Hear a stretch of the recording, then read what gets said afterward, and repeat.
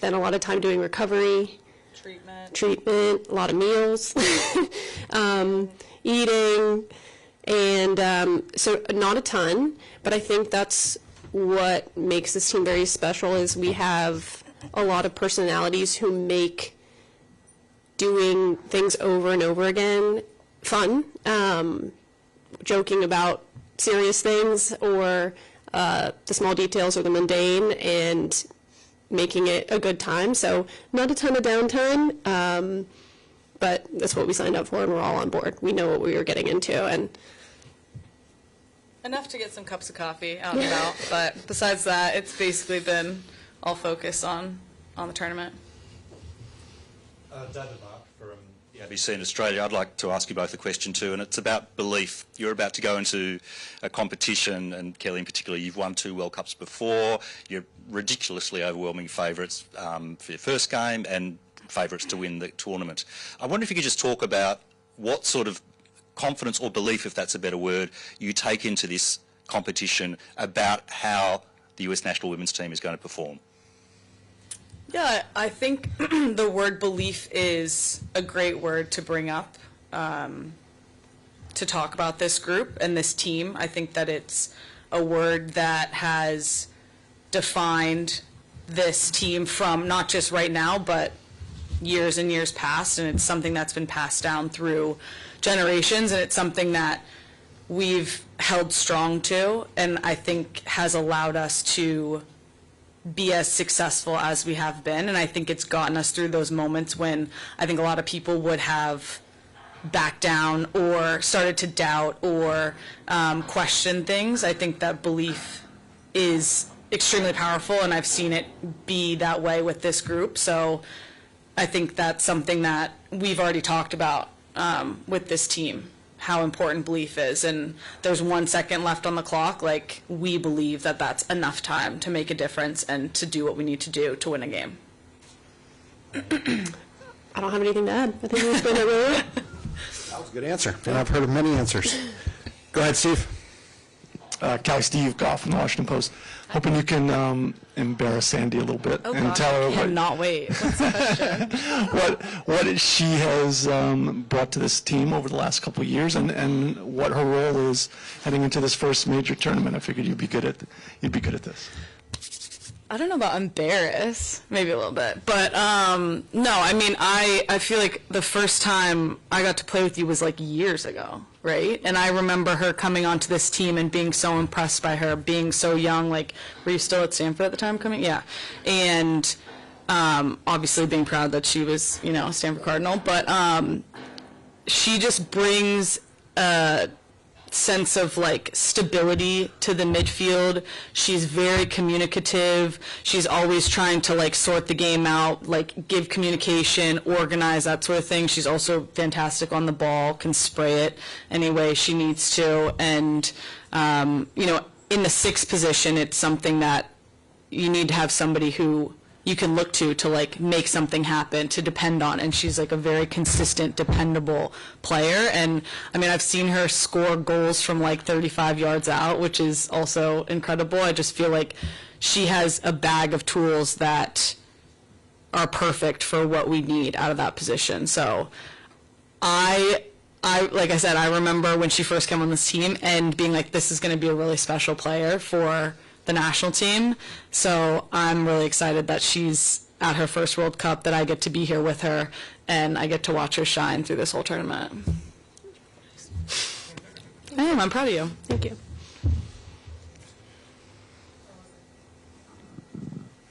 Hi, Kalika Mehta from DW.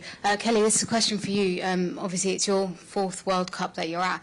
At that opening ceremony on Saturday, I guess it was it something that you've maybe never experienced before, like the specialness of that event and the meaning behind it? And also, a lot of the New Zealand players have kind of said that, you know, they never expected to have a World Cup here, to be able to share their culture with players from across the world. So yeah, just a few words on really what that ceremony meant and the fact that we've had a World Cup in this part of the world.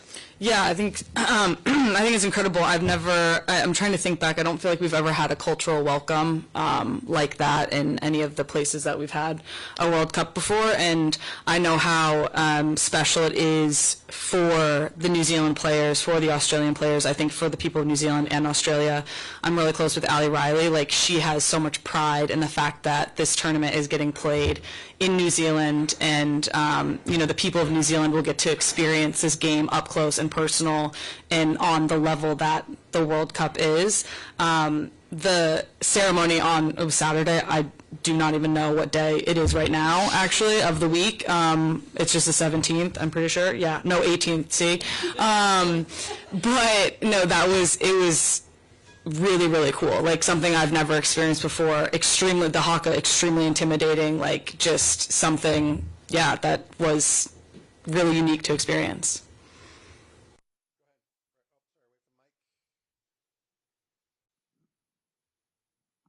Hey guys, Matt Cannon from Marker. I'm sure you've both seen Kristen Press's post on Instagram and the news about her knee injury and the fact she has to have a 4th operation.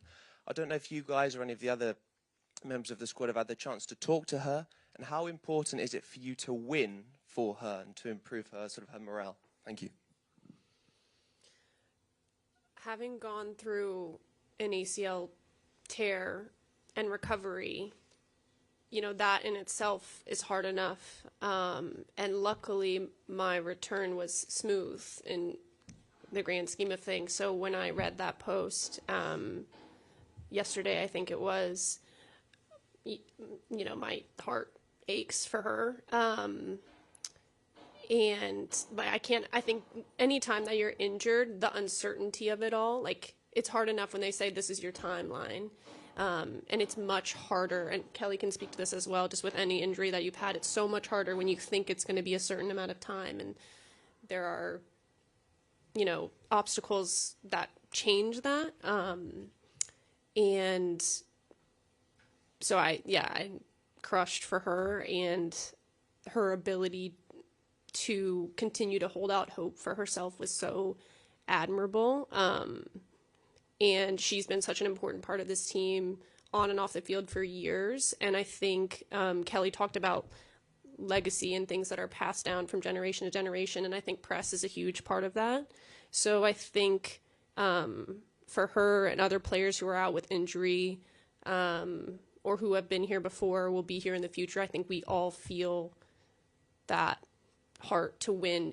We know that, yes, it's the 23 of us here who are going to get it done, but also we know that there's so many more people who have prepared us in this cycle, in the past and in the future. So I think, yes, we love Press, and we wish her a full recovery, and we miss her and we love her.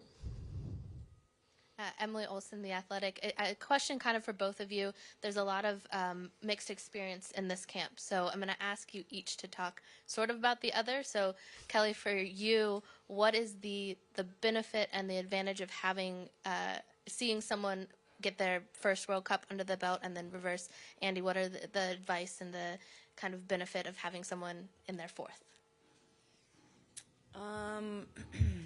I feel like when it comes to like you want to have this broad range of experience of the players in a roster at a World Cup. You want to have some experienced players. You want to have some players that are coming in for the first time. And I think that I'm trying to think back on like my first World Cup and how that felt and what I brought, and I think that Andi is bringing something very different than I was bringing as a player in my first World Cup. So I don't really think it's necessarily like how many World Cups you've been in. Like, to me, she's going to be so impactful on the field and is going to, just change games for this team. And it doesn't matter if it's her first or her 4th. Like, that's just the player that she is. So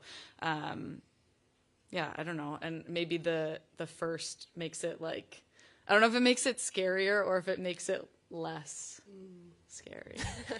But I think that's an answer. Using your media background, ask questions. That's good. So I'll toss it to you, Andy.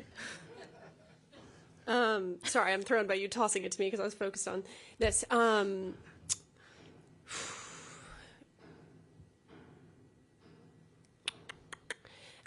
I think the veterans have been so incredible at telling us what we're getting into. I think you hear stories, through the years, and you experience camps in themselves for the first time. And you're like, well, how can anything get crazier than this environment right here? And it just continues to do so. So I think that the veterans on this team have just explained, like, given examples of craziness in the past, or just been like, it's going to get crazier, and it just acknowledging that and